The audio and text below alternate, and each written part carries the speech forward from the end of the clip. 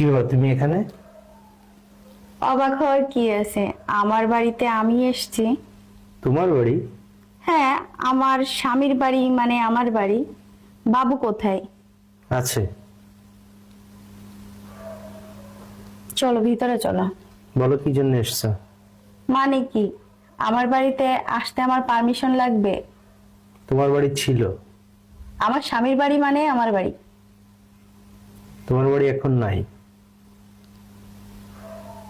আমি জানি তুমি ডিভোর্স পেপারে সই করোনি। ডিভোর্সটা আমি তোমাকে দিয়েছি, তুমি দাওনি।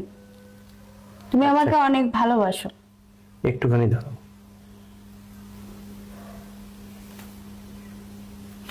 এই নাও, আমি ডিভোর্স পেপারে সই করে দিয়েছি। তুমি আজকে থেকে আমার স্ত্রী নও।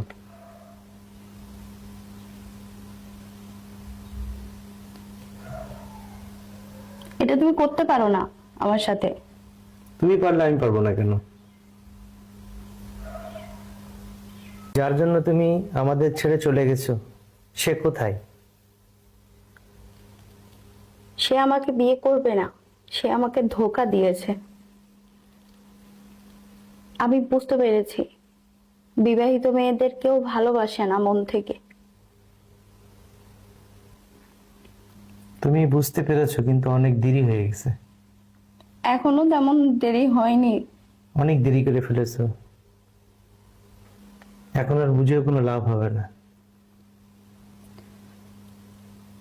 আমাকে একটা সুযোগ দাও প্লিজ। তোমাকে আর সুযোগ দেওয়া যাবে না। এখন সবাই এই বিষয়টা জেনে গেছে, কেউ জানতে বাকি নেই। এই জন্য তোমাকে আমি সুযোগ দিতে পারবো না আর। আমাকে শেষ সুযোগটা দাও। তুমি আমার কাছে অনুরোধ করো না। তোমাকে আমি আর সুযোগ দিতে পারবো না।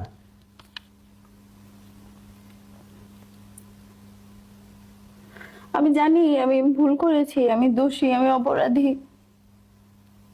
এত বড় শাস্তি আমাকে দিও না। দেখো, আমি তোমাকে আর কোনো সুযোগ দিতে পারবো না। তুমি এখন আসতে পারো।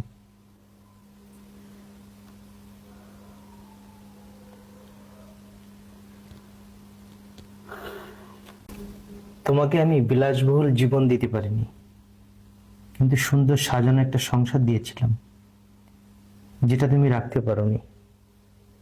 আমি চাই না যে আমাদের সন্তানের উপরে তোমার ছায়া পড়ুক। তুমি চলে যাও প্লিজ। এমনটা করো না প্লিজ। না, তুমি চলে যাও প্লিজ। আমায় মাফ করে দাও।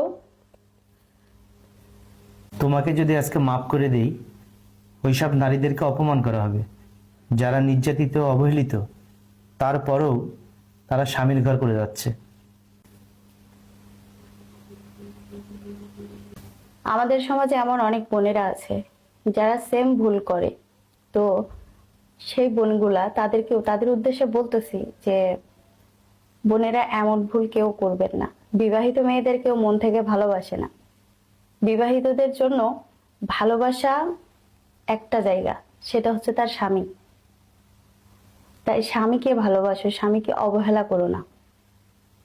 আর আমাদের এই ভিডিওটা যদি ভালো লেগে থাকে তাহলে অবশ্যই একটা শেয়ার দিবেন।